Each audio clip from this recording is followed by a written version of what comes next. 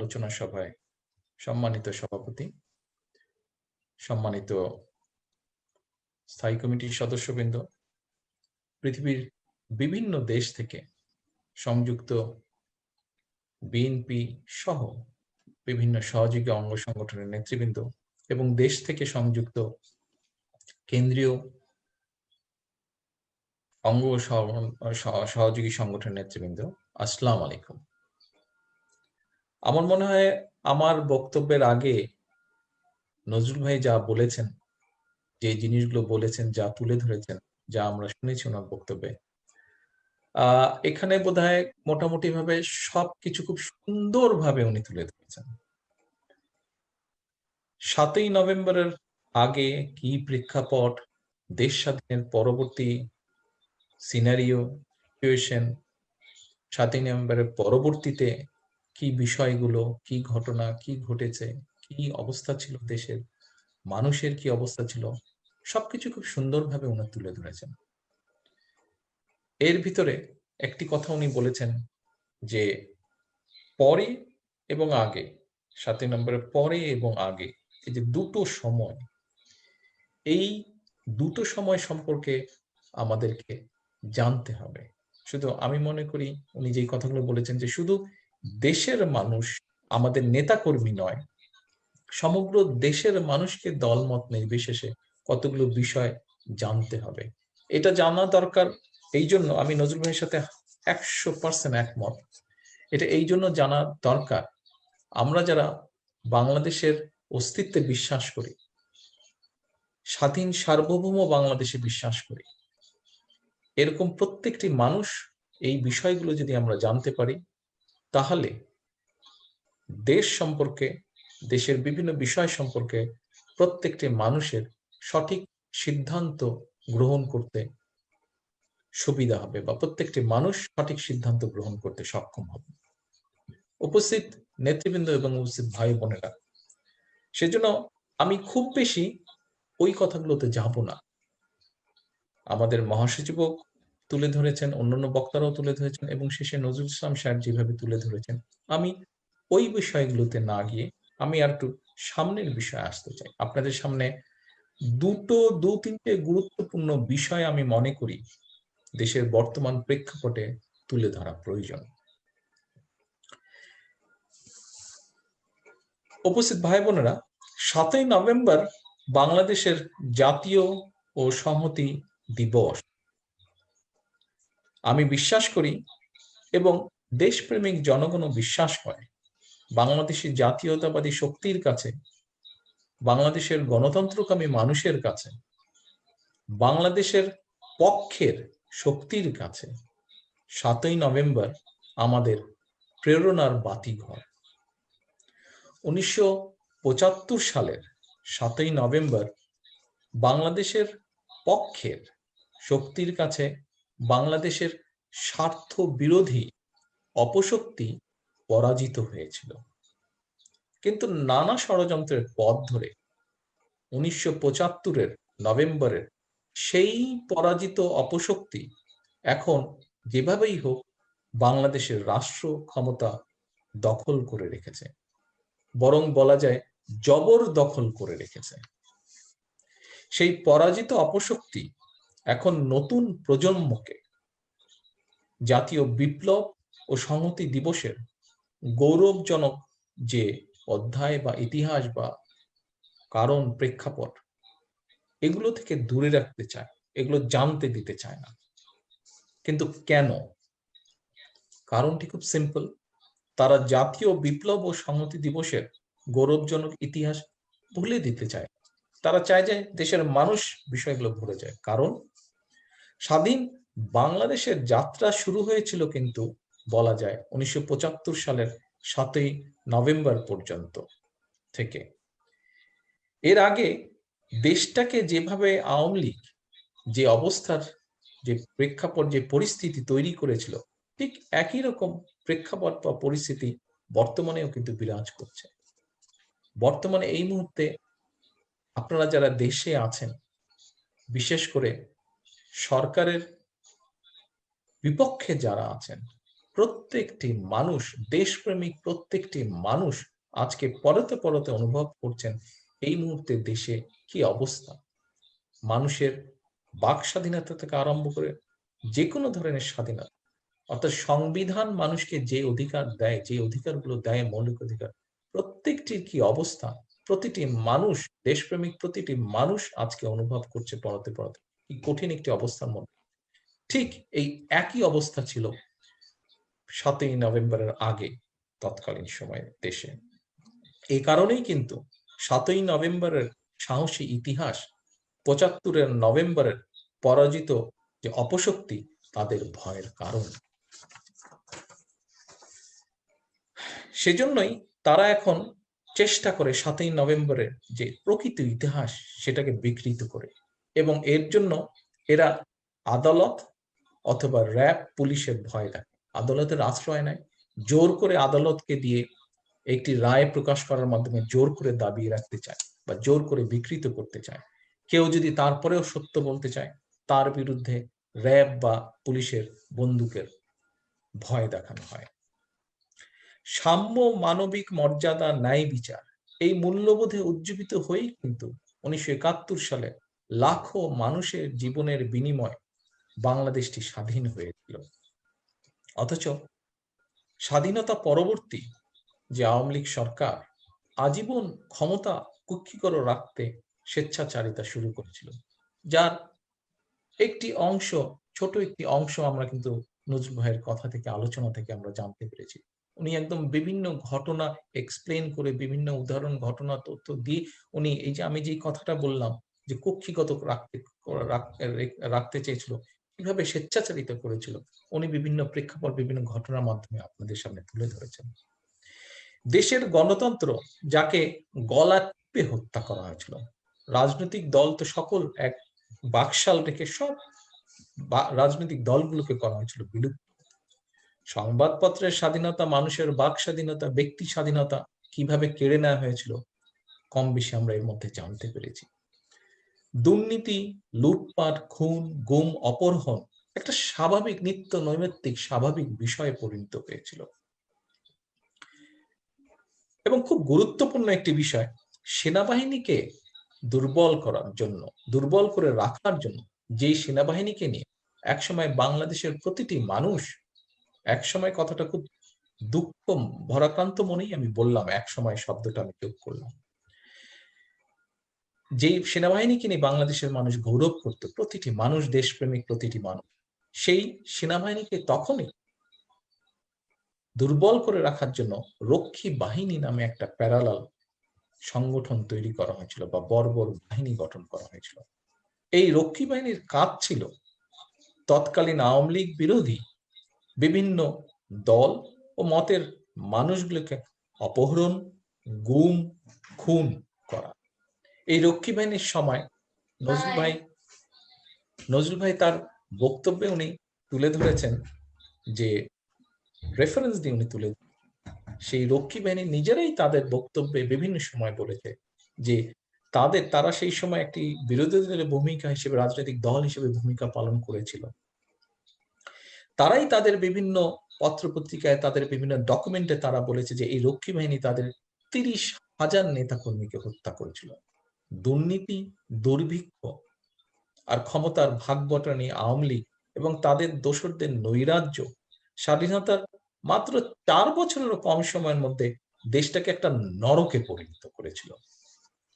ঠিক সেই অন্ধকার সময় 1974 সালের 13ই অক্টোবর দৈনিক ইত্তেফাক পত্রিকা, ইত্তেফাক একটা এমন পুরাতন পত্রিকা যেটা সম্পর্কে বাংলাদেশের সকল মানুষই, সেই ইত্তেফাক পত্রিকায় একটা রিপোর্ট সেদিন শিরোনাম হয়েছিল 13ই অক্টোবর 1974 সালে। কি ছিল রিপোর্টের শিরোনামটা? ঢাকায় প্রতিদিন গড়ে 74 জনের লাশ দাফন। নজরুল ভাই ওনার কথাই কিন্তু কতগুলো রেফারেন্স দিয়েছেন, বিভিন্ন ডেট দিয়ে, কোথায় কবে আওয়ামী লীগের বিভিন্ন লোকজন মারা গিয়েছে, কিভাবে কি হয়েছে। নেতৃবৃন্দ, 75-এর নভেম্বরের সেই পরাজিত অপশক্তি এখন মহাজোটের নামে একজোট হয়ে আবার রাষ্ট্র ক্ষমতা দখল করেছে। এবার কিন্তু তাদের মিশন দেশপ্রেমিক জাতীয়তাবাদী শক্তি এবং দেশের শান্তিমত্তার প্রতীক যে সেনাবাহিনী, যেই সেনাবাহিনীকে পঙ্গু করে রাখার জন্য তারা তখন রক্ষী বাহিনী গঠন করেছিল, সেই সেই সেনাবাহিনী যারা পরবর্তীকালে দেশের স্বাধীনতাকামী দেশপ্রেমিক প্রতিটি মানুষের কাছে গর্বের একটি বিষয় ছিল, সেই সেনাবাহিনীকে বিপর্যস্ত করা, অর্থাৎ বাংলাদেশি জাতীয়তাবাদী শক্তি এবং দেশপ্রেমিক সেনাবাহিনী, এদেরকে বিপর্যস্ত করা, এই দুটি শক্তিকে বিপর্যস্ত করা। বাংলাদেশের জাতীয়তাবাদী শক্তি, বাংলাদেশি জাতীয়তাবাদী শক্তি এবং দেশের যে দেশপ্রেমিক সেনাবাহিনী, এদেরকে যদি বিপর্যস্ত করা না যায়, তাহলে ৭৫-এর পরাজিত এই অপশক্তির পক্ষে বাংলাদেশের রাষ্ট্র ক্ষমতায় যাওয়া সম্ভব নয়। রাষ্ট্র ক্ষমতা কুক্ষিগত করে রাখা সম্ভব নয়। তাই সুদূর প্রসারী ষড়যন্ত্রের অংশ হিসেবে ৭৫-এর নভেম্বরের পরাজিত অপশক্তি, দেশপ্রেমিক জাতীয়তাবাদী শক্তি এবং সেনাবাহিনীকে দুর্বল করার মিশন বাস্তবায়ন করেছে। কিভাবে? আসুন আমরা, উপস্থিত নেতৃবৃন্দ এবং ভাই বোনেরা, জাতীয়তাবাদী শক্তির বিরুদ্ধে ষড়যন্ত্রের অংশ হিসেবে জাতীয়তাবাদী শক্তির ঐক্যের প্রতি দেশনেত্রী বেগম খালেদা জিয়া এবং বিএনপির সাফল্য যাত্রা বাধাগ্রস্ত করতে ৭৫-এর পরাজিত অপশক্তি তাদের মিশন বাস্তবায়নের জন্য অত্যন্ত সুপরিকল্পিতভাবে ২০০৪ সালে ২১শে আগস্টের ঘটনা ঘটায়। কয়েকটা বিষয় একটু খেয়াল করবেন। ২১শে আগস্টের ষড়যন্ত্রের বিষয়টি যদি খেয়াল করেন আপনারা, তাহলে ২১শে আগস্টের যে ষড়যন্ত্র, এই বিষয়টা স্পষ্ট হয়ে উঠবে। ২০০৪ সালে ২১শে আগস্টের আওয়ামী লীগের যে সমাবেশটা হওয়ার কথা ছিল, এটা হওয়ার কথা ছিল পল্টনের মুক্তাঙ্গনে। আইন শৃঙ্খলা বাহিনী সেদিন সেভাবেই প্রস্তুতি নিয়েছিল, সিকিউরিটি চেক থেকে আরম্ভ করে সবকিছু রেকি করা থেকে আরম্ভ করে তারা মুক্তাঙ্গনে সেভাবেই প্রস্তুতি নিয়েছিল। আওয়ামী লীগও তার কয়েকদিন আগে প্রশাসনের কাছ থেকে, সিটি কর্পোরেশনের কাছ থেকে পারমিশন নিয়েছিল মুক্তাঙ্গনে মিটিং করবে, এই কথা বলি লিখিতভাবে। অথচ ঠিক সমাবেশের দিন, সমাবেশ শুরু করার কিছু সময় আগে কাউকে না জানিয়ে, কার নির্দেশে সমাবেশের স্থান মুক্তাঙ্গন থেকে সরিয়ে আওয়ামী লীগ অফিসের সামনে নেওয়া হয়েছিল, কারা নিয়েছিল, কেন নিয়েছিল, কি ছিল তাদের উদ্দেশ্য, এটা কিন্তু একটা বিরাট রহস্য। আওয়ামী লীগের সমাবেশে হামলার অভিযোগে বিভিন্ন সময়ে যাদেরকে গ্রেফতার করা হলো, বিশেষ করে আমরা তো এটার কাজ শুরু করেছিলাম, বিচার বিভাগীয় তদন্ত হয়েছিল, শুরু করেছিলাম, বাকি কাজ কিছু এসে তাদেরই ষড়যন্ত্রের ফসল, বা আমরা বলবো ষড়যন্ত্রের ফসল, সেই 111 সরকার এবং তা পরবর্তীতে তারা নিজেরা এই কাজটা করলো। বিভিন্ন সময় তারাই অনেক লোককে ধরেছে। আচ্ছা, আদালতের দেওয়া যে তারা যেসব কিছু কোন লোকজনকে ধরেছে, এরকম বেশ কিছু লোকের স্বীকারোক্তি যা বিভিন্ন সময় পত্রপত্রিকায় কিন্তু প্রকাশ পেয়েছে। এই স্বীকারোক্তিগুলো বা জবানবন্দিগুলোতে এই লোকগুলো বলেছে তারা নাকি আওয়ামী লীগের অফিসের সামনে সমাবেশের যে জায়গাটা ছিল, এই ঘটনা ঘটার ২-১ দিন আগেই তারা রেকি করে এসেছিল। যাদেরকে এই কেসে ধরা হয়েছিল সেই সব লোক জবানবন্দি দিয়েছে। এই জবানবন্দিগুলো বিভিন্ন সময় পত্রপত্রিকায় প্রকাশিত হয়েছে। এই অবৈধ শেখ হাসিনা, অবৈধ আওয়ামী লীগ সরকারের সময়ই কিন্তু পত্রপত্রিকায় এগুলো প্রকাশিত। প্রশ্ন হলো, সমাবেশ হওয়ার কথা ছিল মুক্তাঙ্গনে, তাহলে হামলাকারীরা কিভাবে আওয়ামী লীগ অফিসের সামনে সমাবেশ হবে এই কথাটা ২-১ দিন আগেই তারা জানতো, ২-১ দিন আগেই তারা রেকি করে এসেছিল? এটি কিন্তু একটি বিরাট প্রশ্ন। এই প্রশ্নটি আপনাদেরকে করতে হবে, তাদের দেশপ্রেমিক প্রতিটি মানুষকে করতে হবে, এই ষড়যন্ত্রকারী আওয়ামী লীগের লোকজনদেরকে। হামলাকারীরা আগে জেনে গেল যে সমাবেশটা কিন্তু মুক্তাঙ্গনে হবে না, হবে আওয়ামী লীগের অফিসের সামনে। এমন অনেক অজানা প্রশ্নের জবাবের মধ্যেই কিন্তু লুকিয়ে আছে ২১শে আগস্টের রহস্য। সেই সময় আমাদের বিএনপি সরকার যাতে একটি সুষ্ঠু বিচার প্রক্রিয়া হয়, বিচার হয়, সেই জন্য তারা বিচার বিভাগীয় তদন্ত কমিটি গঠন করেছিল। একটি ইন্টারেস্টিং ব্যাপার, এই 21শে আগস্ট হামলার যে মূল অভিযুক্ত আসামি মুফতি হান্নান, এই মুফতি হান্নানকে কিন্তু গ্রেফতার করেছিল বিএনপি সরকার। এর 6 বছর আগে গোপালগঞ্জে একটি বিস্ফোরণের ঘটনা ঘটেছিল। সেই ঘটনার সাথেও এই মুফতি হান্নানের সম্পৃক্ততা পাওয়া গিয়েছিল, কিন্তু ওই ঘটনার পরেও প্রায় 2-2.5 বছর আওয়ামী লীগ ক্ষমতায় ছিল, আওয়ামী লীগ কিন্তু তাকে গ্রেফতার করেনি মুফতি হান্নানকে। শুধু তাই নয়, গোপালগঞ্জে একটা ইন্ডাস্ট্রিয়াল বেল্ট আছে, সেখানে মুফতি হান্নানের ছোট ভাইকে শেখ হাসিনার 96 সালের সরকারের সময় তাকে একটি প্লট দেওয়া হয়েছিল।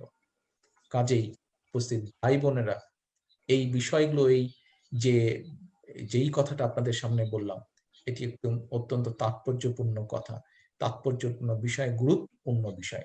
এই বিষয়গুলো আমাদেরকে জানতে হবে। রাষ্ট্রীয় ক্ষমতা কুক্ষিগত করে রেখে আওয়ামী লীগ সরকার 21শে আগস্ট সম্পর্কে জনগণ যতই যা বলুক, আমি দৃঢ়ভাবে বিশ্বাস করি জনগণ এসব বিশ্বাস করে না।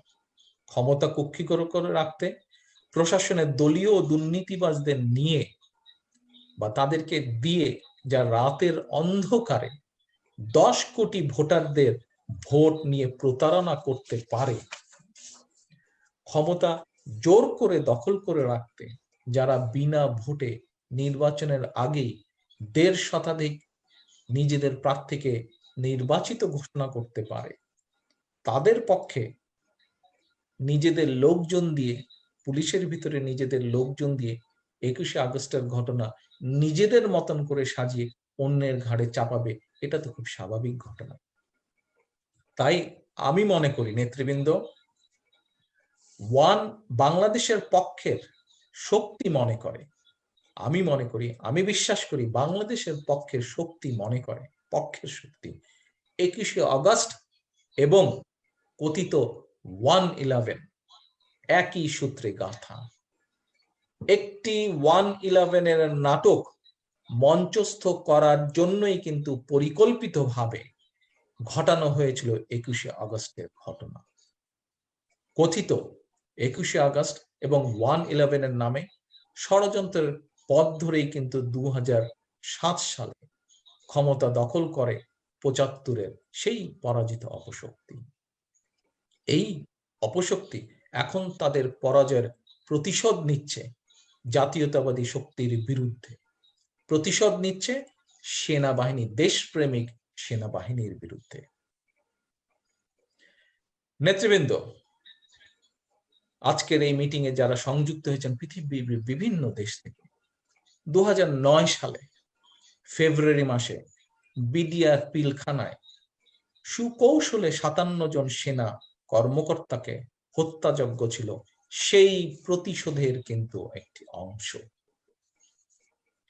বাংলাদেশের জনগণ বিশ্বাস করে খোদ রাজধানীতে বিডিআর পিলখানায় 57 জন সেনা কর্মকর্তার হত্যাযজ্ঞ নিছক কোনো ঘটনা নয়, ঘটনাটি ছিল সম্পূর্ণভাবে পরিকল্পিত একটি সেনা হত্যাযজ্ঞ। কয়েকটি প্রশ্নের জবাব খুঁজলেই সেটি কিন্তু স্পষ্ট হয়ে যাবে প্রত্যেকটি দেশপ্রেমিক মানুষের কাছে। 2009 সালের ফেব্রুয়ারিতে সকালেই তৎকালীন বিডিআর প্রধান জেনারেল শাকিল ফোনে পিলখানার বিডিআর সদর দপ্তরের বিদ্রোহের কথা জানিয়েছিল সেই সময় জেনারেল মঈনকে। মঈন জানিয়েছিল অবৈধ শেখ হাসিনাকে। পিলখানার ঘটনা জানার পরও জেনারেল শাকিল নিহত হওয়ার আগ পর্যন্ত মঈন পেয়েছিল কমপক্ষে 1 ঘন্টা 10 মিনিট, আর শেখ হাসিনা পেয়েছিল 1 ঘন্টা 5 মিনিট। এত সময়ের পাবার পরও বিডিআর প্রধান সহ এই 57 জন অফিসারকে রক্ষা করা গেল না। এটি তো আর যাই হোক, আমি একজন সেনা প্রধানের, সেনা কর্মকর্তার সন্তান হিসেবে আমি এটা বিশ্বাস করি না। এটা আমি শুধু একা নয়, বাংলাদেশের সেনাবাহিনী সহ সেনা সংস্থা কোনো অফিসার, কোনো সৈনিক বিশ্বাস করে না। শুধু তারাই নয়, বাংলাদেশের দেশপ্রেমিক নাগরিক কেউ একজনও বিশ্বাস করে না এটা, যে প্রায় ১৬ ঘন্টা সময় পাবার পরও এতগুলো মানুষকে বাঁচাতে সক্ষম হলো না বা বাঁচালো না। অবশ্যই এটা ষড়যন্ত্র ছিল। জাতীয় বিপ্লব এবং সংহতি দিবসের মতন সেনাবাহিনীর ৫৭ জন কর্মকর্তা হত্যার নির্মম হত্যাযজ্ঞের দিনটাকেও ৭৫-এর পরাজিত অপশক্তি এখন মানুষের মন থেকে মুছে ফেলে দিতে চায়। তারা চায় না যে সেই যে ২০০৯ সালের ২৫ ফেব্রুয়ারি যে ঘটনা ঘটেছে, বাংলাদেশের দেশপ্রেমিক মানুষ, দেশপ্রেমিক নাগরিকটা মনে থাকুক, তাদের মন থেকে তা মুছে দিতে চায়। সেনা হত্যাযজ্ঞের নির্মম দিনটি শোক দিবস হিসাবে অত্যন্ত দুঃখের বিষয়। একটু আগে যে আমি বলেছি যে এক সময়ের আমাদের গৌরব করা যেই বাহিনীকে নিয়ে আমরা গৌরব করতাম, অত্যন্ত দুঃখের সাথে এক কথা বলতে হচ্ছে সত্যি। কারণ একটু আগে আমি বললাম যে আমি একজন সেনা প্রধানের সন্তান, আমি একজন সেনা পরিবারের সন্তান, কিন্তু অত্যন্ত দুঃখের সাথে বলতে হয় যে আজ নিজেদের ৫৭ জন অফিসারকে হত্যা করা হলো, ৫৭ জন অফিসার শহীদ হলো, কিন্তু এই যে ২৫শে ফেব্রুয়ারি এই দিনটাকে সেনাবাহিনী যে জাতীয় শোক দিবস হিসেবে পালন করবে, সশস্ত্র বাহিনী, সমগ্র বাংলাদেশের সশস্ত্র বাহিনী যে এটিকে শোক দিবস হিসেবে পালন করবে, সেটি বলা বা সেটি করার মতন মানসিক শক্তি পর্যন্ত তারা হারিয়ে ফেলেছে। এটাই চেয়েছিল এই অপশক্তি, ৭৫-এর পরাজিত অপশক্তি, এটাই চেয়েছিল। দুঃখজনকভাবে সত্য, এই মুহূর্ত পর্যন্ত হলো তারা সেই কাজে সফল হয়েছে। অথচ দেশপ্রেমিক জনগণ মনে করে বাংলাদেশের ইতিহাসে ২৫শে ফেব্রুয়ারি জাতীয় শোক দিবস হিসাবে পালন করা উচিত। সশস্ত্র বাহিনী ছিল দেশের গৌরবজনক একটি প্রতিষ্ঠান, ছিল সাহসের প্রতীক। বাংলাদেশের অস্তিত্বে বিশ্বাসী প্রত্যেকটা মানুষের কাছে গৌরবের বিষয়, একটি সাহসের একটি প্রতীক ছিল। অথচ নিজের পরিচয় দেওয়া সত্ত্বেও সেনাবাহিনীর কর্মকর্তা সেই মেজর সিনহাকে ঠান্ডা মাথায় কয়দিন আগে গুলি করে হত্যা করা হলো। শুধু কি তাই, সে তার কবরের মাটি না শুকোতেই নিজেকে নৌবাহিনীর কর্মকর্তা পরিচয় দেবার পরেও লেফটেন্যান্ট ওয়াসিফকে কিভাবে রাজপথে পিটিয়ে রক্তাক্ত করা হলো। আজকে কোটি কোটি বাংলাদেশের মনে প্রশ্ন, দেশের কোটি কোটি মানুষের মনে প্রশ্ন, যে কতজন মেজর আসিফ জীবন দিলে বা কতজন লেফটেন্যান্ট ওয়াসিফ চড়থাপ্পড় খেলে বা দাঁত ভেঙে দিলে তাদের দেশের আইন শৃঙ্খলা রক্ষাকারী বাহিনী জনগণের পক্ষে গিয়ে দাঁড়াবে। এইটি আজকে বাংলাদেশের কোটি কোটি মানুষের প্রশ্ন, যে কতজন সিনহা মারা গেলে, কতজন ওয়াসিফকে সস্ত্রীক লাঞ্ছিত করা হলে বাংলাদেশের সশস্ত্র বাহিনী, আইন শৃঙ্খলা বাহিনী জনগণের পক্ষে দাঁড়াবে। এটি আজকে কোটি কোটি মানুষের মনে প্রশ্ন। শুধু কি তাই, এখন আমরা কি দেখি, সোশ্যাল মিডিয়া থেকে আরম্ভ করে বিভিন্ন জায়গায় কি দেখি, কি শুনছি, আমরা কি দেখছি, এটা তো এরকম তো আগে কখনো আমরা শুনিনি, আগে কখনো আমরা দেখিনি। এখন নাকি বাংলাদেশের সেনাপ্রধান নিয়োগ হয় ভিন্ন দেশ থেকে, বাংলাদেশের বিভিন্ন উচ্চ পদে অফিসারদের নিয়োগ হয় ভিন্ন দেশ থেকে। খোদ সেনাপ্রধান কয়েকদিন আগে আপনারা দেখেছেন ইউটিউবে একটা টেলিফোন কনভারসেশন বের হয়েছে, যে বর্তমানে সেনাপ্রধান তার অপর এক রিটায়ার্ড কলিগের সাথে আলাপ করার সময় এইসব কতগুলো কথাবার্তা বলেছে। শুধু কি তাই বলেছে, বেশ লম্বা ছিল সেই আলাপটা। সেই আলাপের মধ্যে আরেকটা ভয়াবহ ব্যাপার উঠে এসেছে। কি ভয়াবহ ব্যাপারটা? ভয়াবহ এবং সত্য একটা ব্যাপার উঠে এসেছে, শুধু ভয়াবহ না, সত্য ব্যাপার। যেই ব্যাপারটা বাংলাদেশের মানুষ বহু আগের থেকে মনে প্রাণে বিশ্বাস করে, মনে প্রাণে বিশ্বাস করত, যেই ব্যাপারটা আমি আপনাদেরকে অনেক আগে বলেছি, যেই ব্যাপারটা বহু বিদেশি সাংবাদিক বিভিন্ন সময় উল্লেখ করেছে তাদের বিভিন্ন নিউজে, কি সেই ব্যাপারটা? তাদের কথোপকথনে সেনাপ্রধান এবং সেই উচ্চ রিটায়ার্ড যে কর্মকর্তা, সেনাবাহিনীর রিটায়ার্ড কর্মকর্তা, তাদের কনভারসেশনে উঠে এসছে যে কিভাবে গুটি কয়েক সেনাবাহিনীর অফিসারদেরকে দিয়ে এই অবৈধ শেখ হাসিনা কিভাবে বাংলাদেশের বিরোধী দলীয় নেতাকর্মীদেরকে কিভাবে গুম করছে, কিভাবে খুন করছে, সেই কথা ফুটে উঠেছে। শুধু খুনের কথা না, বিভিন্ন দুর্নীতিতে সে এবং তার পরিবার কিভাবে জড়িত, এই কথা শেখ হাসিনা, অবৈধ শেখ হাসিনা, রং হেডেড শেখ হাসিনা কিভাবে জড়িত, এই কথাগুলো ফুটে উঠেছে। এগুলো তো আমাদের কথা না, আমরা এতদিন বলতাম। আজ সাক্ষ্য প্রমাণ নিয়ে শেখ হাসিনা নিয়োজিত সেনা প্রধানই নিজের মুখে এই কথাগুলো বলেছে। সেই রিটায়ার্ড যে অফিসার যার সাথে সেনাপ্রধান কথা বলছে, সেই রিটায়ার্ড অফিসারকে তো হাসিনা বা আওয়ামী লীগ সরকারই সে নিজের মুখেই বলেছে যে তারা এসে তাকে চাকরি ফিরিয়ে দিয়েছিল, কি কি করেছিল, সেই লোকও তো এইসব কথা বলছে। তাহলে আজকে তাদের মানুষই এই কথাগুলো তুলে ধরেছে, আজ সত্য কথাগুলো বেরিয়ে এসছে। সেদিন 21শে আগস্টের ষড়যন্ত্রের আসল রহস্য বেরিয়ে আসবে যেদিন এই দেশে প্রতিষ্ঠা হবে জনগণের সরকার। প্রিয় ভাই বোনেরা, হাসিনার কবল থেকে বাংলাদেশকে মুক্ত করতে হবে, মুক্ত হবে বাংলাদেশ ইনশাআল্লাহ। যেদিন জনগণের সরকার প্রতিষ্ঠা হবে সেদিন অবশ্যই প্রতিটি গুম, খুন, অপহরণের দায়ে হাসিনার বিচার। হাসিনার কবল থেকে যেদিন বাংলাদেশ মুক্ত হবে,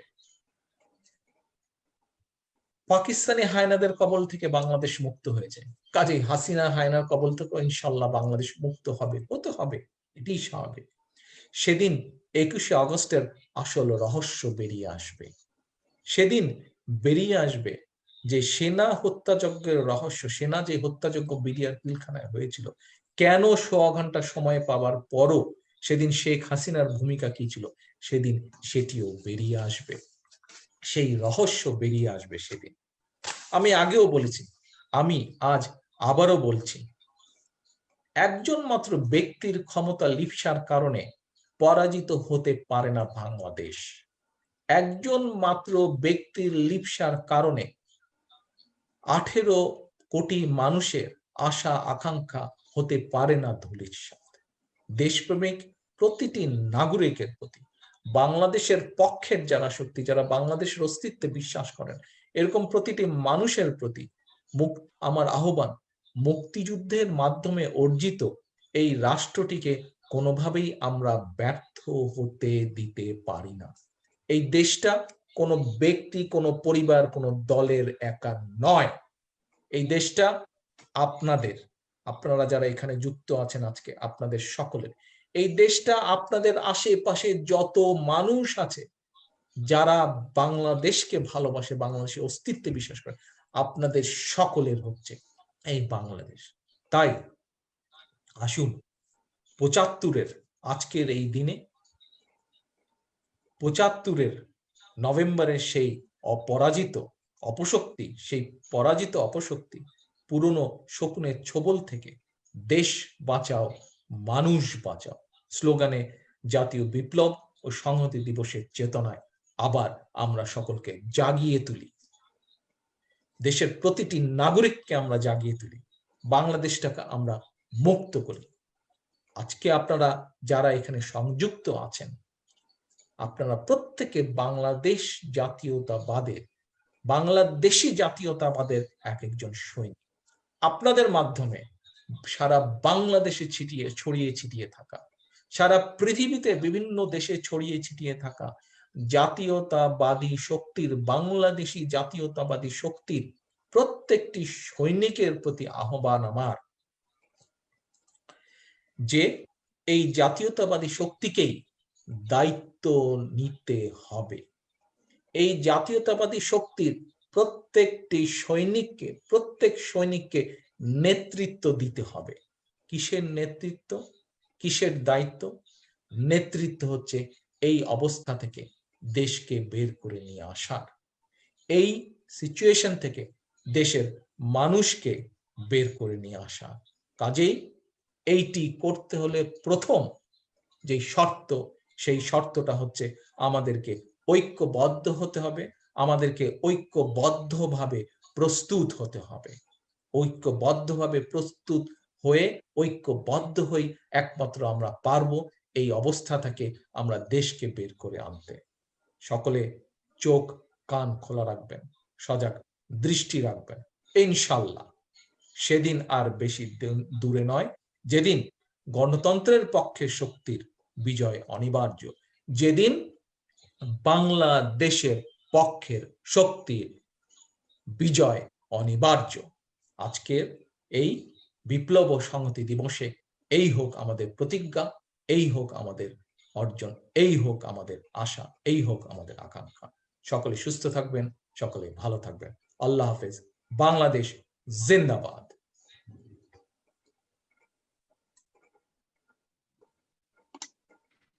ধন্যবাদ আজকের মাননীয় প্রধান অতিথি সাহেবকে গুরুত্বপূর্ণ বক্তব্য দেওয়ার জন্য। আবারও আজকে এই গুরুত্বপূর্ণ বক্তব্য এবং এই সময় দেওয়ার জন্য যুক্তরাজ্য বিএনপি পক্ষ থেকে সবাইকে, সবার পক্ষ থেকে আপনাদের ধন্যবাদ এবং কৃতজ্ঞতা জানাই।